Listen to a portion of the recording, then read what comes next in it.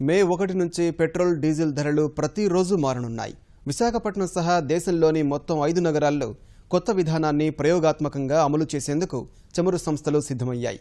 ప్రస్తుతం అంతర్జాతీయ విపణిలో ముడి చమురు ధర డాలరు విలువకు అనుగుణంగా ప్రతి 15 రోజులకొకసారి పెట్రోల్ ధరల్ని సవరిస్తున్నారు. అభివృద్ధి చెందిన దేశాల తరహాలో ఏ రోజుకు ఆ రోజు ధరలు మారే విధానాన్ని భారత్లోనూ అమలు చేయాలని చమురు సంస్థలు భావిస్తున్నాయి. ఇందుకు అవసరమైన సాంకేతిక వ్యవస్థను సమకూర్చుకున్న ఆయా సంస్థలు విశాఖ, పుదుచ్చేరి, చండీగఢ్, రాజస్థాన్లోని ఉదయ్పూర్, జార్ఖండ్లోని జంషెడ్పూర్లో కొత్త ధరల విధానాన్ని ప్రయోగాత్మకంగా అమలు చేయాలని నిర్ణయించాయి. అక్కడి ఫలితాలను బట్టి దేశమంతా విస్తరించాలని భావిస్తున్నాయి. కొత్త విధానం అమలు ద్వారా ధరల పెంపునకు సంబంధించి ప్రభుత్వంపై రాజకీయ ఒత్తిళ్లు లేకుండా పోతాయని నిపుణులు విశ్లేషిస్తున్నారు. కొత్త విధానం అమలు చమురు సంస్థల పరిధిలోని అంశమని, ప్రభుత్వానికి ఎలాంటి సంబంధం లేదని చమురు శాఖ మంత్రి ధర్మేంద్ర ప్రధాన్ స్పష్టం చేశారు.